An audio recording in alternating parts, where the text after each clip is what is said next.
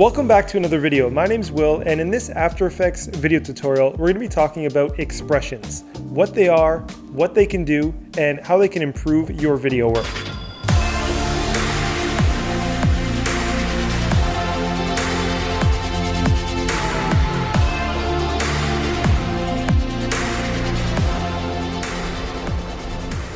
So what is an After Effects expression? An After Effects expression is a programming language made for After Effects, similar to Java or HTML for building websites.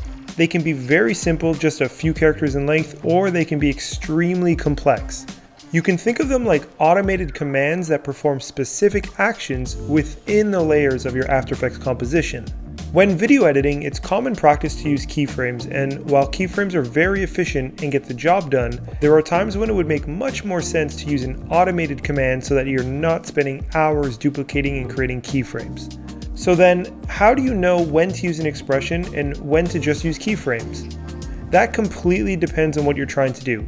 It's always best to think about the end result and what you need to do in order to get there. Then decide if keyframing will require more time or if creating expressions will require more time.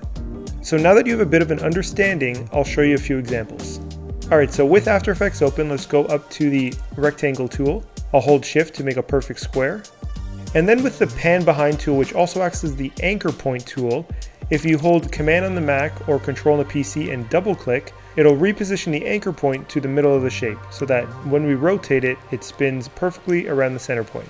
So Command on the Mac, Control on the PC, then double click, and that brought it to the middle. And then down here, let's open up Transform.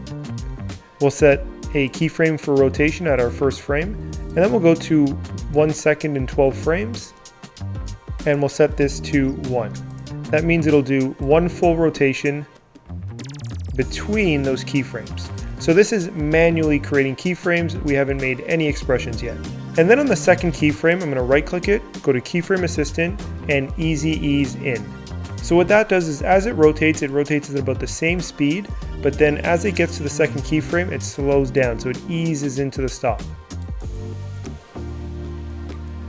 So if we wanted to have this infinitely loop throughout our composition, of course we could duplicate the keyframes by selecting them, copying and pasting them throughout our timeline a bunch of times, but that is an inefficient way to work. So a better way to do that is by using a loop expression.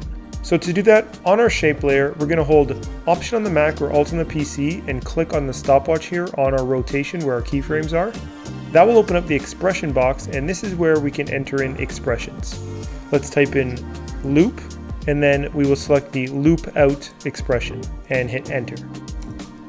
So now we've created a loop, and if we preview this, you'll see what it does.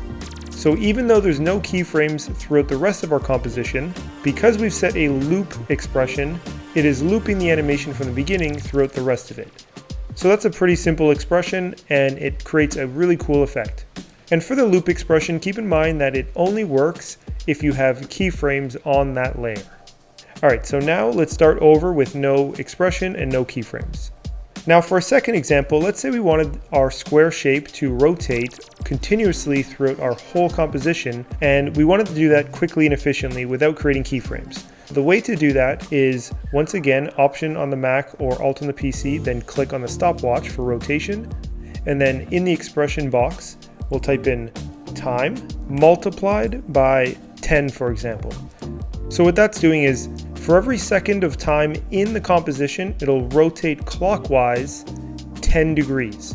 So if we go to 1 second here, you'll see that it has turned clockwise 10 degrees. And if we wanted to make it go counterclockwise, before the 10, we just simply put a minus sign. So let's crank up the number to a higher amount, let's say 50. So every second it'll go 50 degrees.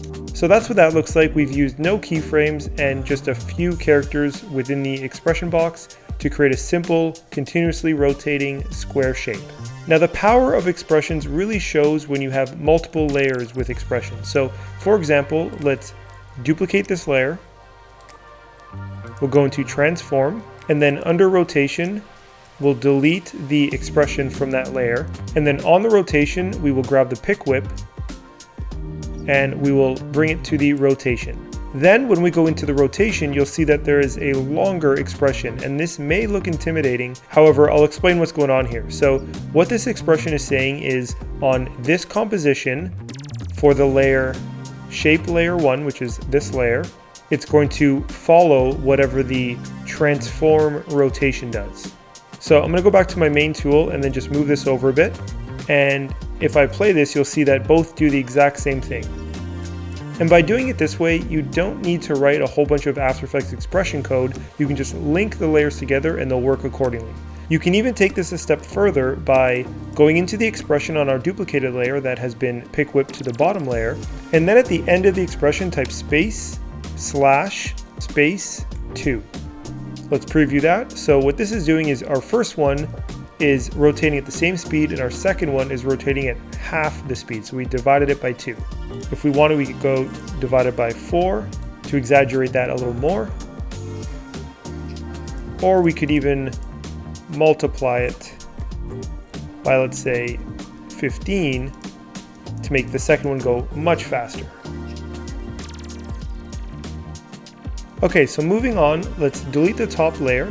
And then on our bottom one that is right now just spinning, let's change the scale to 25 so it's a little smaller. And then once again on the position stopwatch here, we'll hit Option on the Mac or Alt on the PC, then click. And for this expression, our goal is to have our shape randomly move around on screen. So to do this, we'll delete the transform.position expression that's currently on it. We'll type in WI and then we will select the fourth option, which is wiggle. And now we need to tell our expression how much to randomly move around our shape layer. So the first value we will input is our speed. So for this one, let's put 2, and then we'll add a comma, and then the next value is how many pixels on the screen it will move around. So for this one, let's say 200. So it's randomly moving around the screen, and you can see that it's creating a cool effect. We still have the original expression, which is the rotating at 50 degrees every second, but this one is doing a movement of 200 pixels randomly at a speed of 2 also. And the result we get is a really cool effect with 2 different expressions on the same shape layer. And if we were to try to do this with keyframes, it would be a lot more difficult. We'd have so many keyframes and it would just be a huge mess. And this is a great example at how beneficial expressions can be. And beyond that, with the wiggle expression, if we select it, copy, and then add it to the scale, and then let's preview that and you can see what that does. So it's flying around everywhere here. So you can get really creative by mixing and matching different expressions. Expressions also work on footage as well. So let's delete this. I have a clip here of a tornado and the camera was locked off, just sitting on top of a tripod, so there's no movement. But the scene is calling for some camera movement, I think, because it is a tornado. It is a scary thing to see and to be close to. So I think it would make a little more sense if there was some movement in the camera. What we can do is add a fake camera movement. So let's go into the clip and then we will add the wiggle expression again. So this time we'll do a speed of 1, 25. So what that's going to do is it's going to have a slower speed and it's not going to move as many pixels. And this will imitate more of a handheld feel. But as you can see, we're seeing some of the edges of the frame being revealed. So we need to scale in just a little bit. So let's say 105. And then we've created more of a handheld camera feel from the static shot. And you can play around with the numbers as well if you'd like. If you think it should be a little faster, we can go, let's say, to 50. But keep in mind, when you're using the wiggle effect on footage and you use larger numbers for the second number, you will see more of the edges of the frame, so you'll need to scale in more. And that's not always a good thing, because if you scale in too much, you might introduce some noise into your footage. So as you can see, with just the wiggle effect alone, you can get a lot of different results. As another example, this time let's go 30 for the first number and only 2 for the second one. What this is going to do is it's going to be really fast movement, but only going to be moving at 2 pixels. So it's going to look more like an earthquake. So adding some very fast wiggle motion to your footage can help sell the effect.